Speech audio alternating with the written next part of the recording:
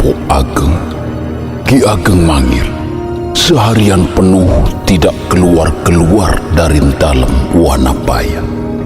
Dia hanya duduk di taman buatan memandangi ikan-ikan peliharaannya. Jika sudah demikian, tidak ada yang berani mendekat, meski sekedar menawari dahar ketika waktunya tiba. Demikian juga Reksopoyo yang hanya berani memandangi dari kejauhan saja. Karena mengkhawatirkan keadaan Ki Ageng Mangir, Ki Rojoniti akhirnya menemuinya. Beruntung, Rojoniti berhasil memecah kebekuan. Di samping Ki Ageng Mangir sendiri tidak mungkin mendiamkan saudaranya yang datang justru atas permintaannya sendiri itu.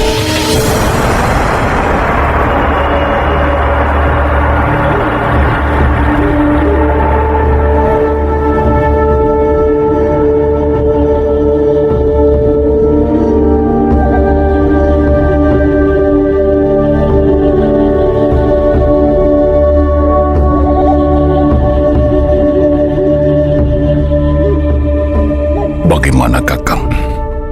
Apakah yang dikatakan dua pemuda alas dander itu begitu membebani panjenengan? Saya tidak bisa menyangkalnya, Dimas. Benar, memang itulah yang saya alami saat ini. Saya benar-benar memikirkannya. Wisi itu berasal dari petilasan leluhur saya sendiri. Dan tentu saja, itu tidak main-main. Kakang, jika benar itu yang terjadi, kita hidup hanya menjalani titah. Tapi bisa jadi, wisi itu hanya peringatan agar kita tetap waspada. Kakang, kalau boleh saya menyarankan, jangan terus memikirkan hal buruk lewat pikiran-pikiran kita, karena itu mungkin bisa menjadi kenyataan. Kita harus tetap berpikir baik agar muncul hal-hal baik juga. Entahlah Dimas, saat ini saya tidak tahu harus bagaimana. Setelah apa yang disampaikan Tarpo, tiba-tiba bahaya menjadi terasa begitu dekat. Tiap saat, dada saya menjadi sering berdegup kencang. Tapi, sebagai manusia, saya tetap berusaha agar hal-hal buruk tidak terjadi. Prajurit telah saya siagakan betul-betul. Meski saya tidak tahu siapa musuh saya sebenarnya. Terus terang saja, saya mewaspadai Mataram. Tapi Mataram sendiri saat ini sedang bersiap menghadapi pertempuran besar dengan Pajang. Tidak mungkin mereka mengarahkan perhatiannya kemari. Sebelumnya, saya memang sempat memiliki masalah dengan gerombolan merbabu. Tapi mereka juga sudah saya tumpas seluruhnya. Kebingungan ini membuat saya merasa sendiri. Kakang, saya akan bersama Kakang, menjadi abdi Kakang seperti yang lain, apapun yang terjadi. Saya tidak akan meninggalkan Kakang lagi. Berikan saya perintah untuk meringankan sedikit beban Kakang. Semalam, saya telah memikirkannya baik-baik. Selama ini saya salah. Saya terlalu memikirkan diri saya sendiri tanpa memperdulikan orang lain, khususnya Kakang.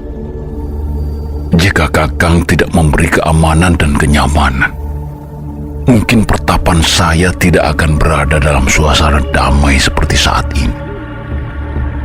Jadi, Izinkan saat ini saya membalas perbuatan baik Kakang. Apa benar demikian, Dimas Rojoniti? Iya, Kakang. Saya akan mengabdi pada Mangir.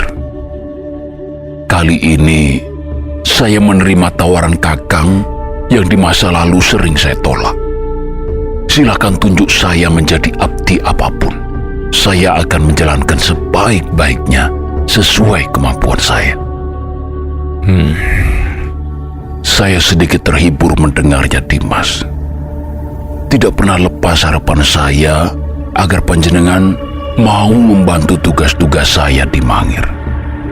Saya yakin keberadaan panjenengan akan membuat Mangir semakin baik. Jika wisi itu benar, bahwa Trawonoboyo ditakdirkan untuk tidak memimpin Mangir lagi, saya berharap di bawah kepemimpinan panjenengan, Mangir tetap ada. Saya ikhlas Mangir dipimpin oleh orang yang tepat seperti panjenengan. Jangan berkata begitu, Kakang. Apalah saya ini. Mangir harus tetap dipimpin panjenengan sebagai Trawonoboyo. Sayalah yang akan menjadi tameng hidup panjenengan jika terjadi apa-apa. Biarlah saya menjadi tumbal, asal panjenengan tetap hidup. Terima kasih jika panjenengan berniat berkorban demikian, Dimas Rojoniti. Tawaran saya di masa lalu tidak berubah. Panjenengan akan menjalankan tugas-tugas pemerintahan di Mangir layaknya seorang patih. Saya yakin panjenengan akan bisa melakukannya. Semua pejabat di Mangir akan bertanggung jawab langsung pada panjenengan. Jadi bukan lagi pada saya. Panjenengan hanya perlu membiasakan diri saja pada tugas ini. Akan banyak orang membantu panjenengan jika panjenengan kesulitan dalam mempertimbangkan atau memutuskan sesuatu. Ya, baik Kakang. Jika Kakang memang menginginkan demikian. Meski tugas ini sungguh berbeda jauh dengan apa yang biasa saya lakukan sehari-hari, tapi saya mau belajar. Saya hanya meminta Kakang tidak perlu lagi memikirkan wisi alas dander. Tetaplah seperti biasanya. Panjenengan harus membantu saya memunculkan rasa percaya diri pada setiap kaula Mangir, sehingga bisa membangun Mangir bersama-sama, memiliki sikap menyenangkan dan penuh harapan besar bagi kehidupan Mangir yang sejahtera ke depannya. Tentu saja, Dimas, maafkan sikap saya yang mendadak kurang bijaksana seharian ini. Sekarang, mari kita ke Pendopo Ageng. Saya akan memerintahkan upacara peresmian kedudukan panjenengan besok pagi, agar segala tugas yang selama ini menumpuk bisa terselesaikan dengan cepat seusai panjenengan menjabat. Sumangga Kakang, kula dherekaken.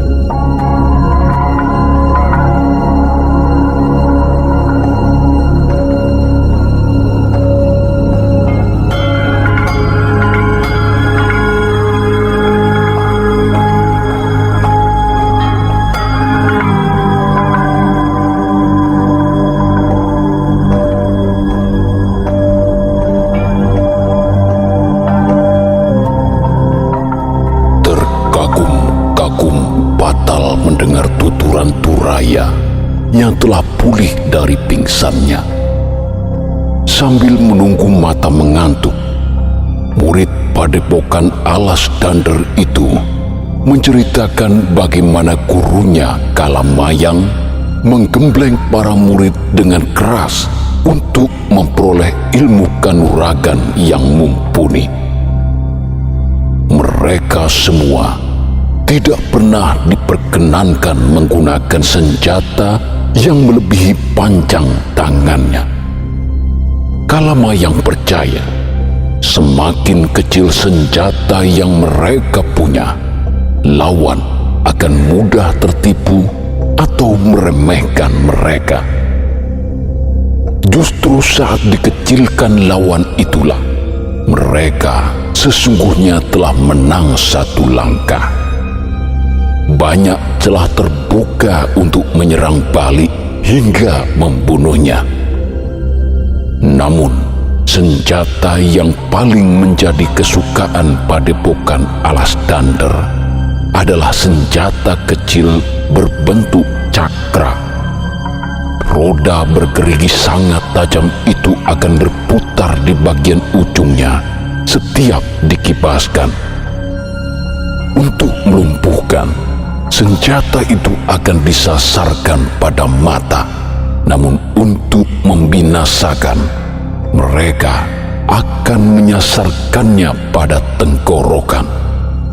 Seluruh kemampuan senjata kecil itu hanya bisa diperoleh jika sudah dinyatakan lulus pada tingkat tertentu dalam pertarungan tangan kosong.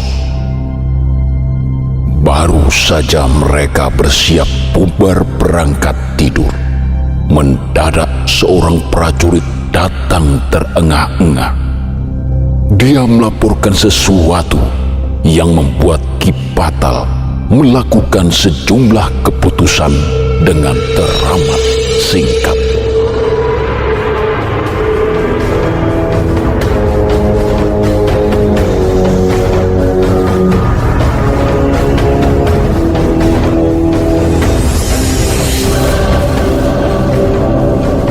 Malam yang biasanya dingin, entah mengapa menjadi terasa panas. Tubuh Ki Ageng Mangir basah kuyup oleh keringat, sehingga memilih tidur ngeliko. Tapi meski telah berbaring ke sana kemari, tetap saja dia belum mampu melelapkan diri juga. Hembusan angin menerpa tubuhnya hingga terasa segar. Ketika Ki Ageng membuka pintu, lantas menatap langit yang serupa bentangan kain hitam. Tidak ada satupun bintang di sana. Baru saja dia hendak beranjak ke halaman. Dari kejauhan, dilihatnya Patal tergopoh-gopoh datang disertai Lurah Wiryo, pemimpin prajurit kawal yang bertugas di Rekol Talu. Samar-samar dilihatnya, wajah kedua orang itu begitu tegang. Setelah memberikan sembahnya, Ki Patal kemudian memberikan laporan yang cukup mengejutkan junjungannya itu.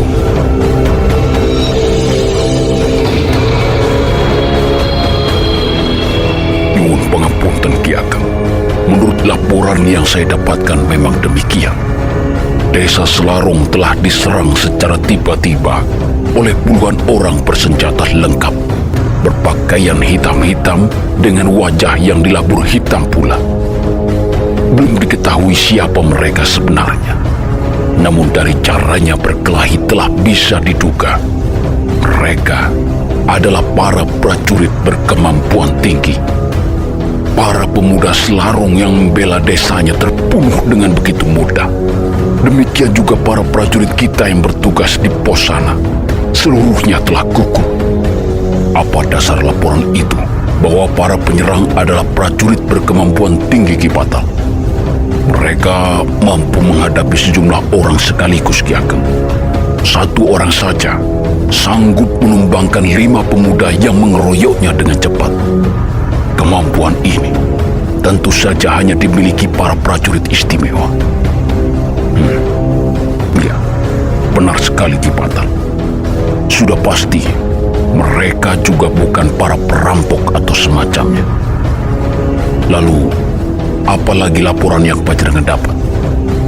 Saat ini, mereka sedang berusaha meratakan Selarong dengan merobohkan dan membakar rumah-rumah para penduduk.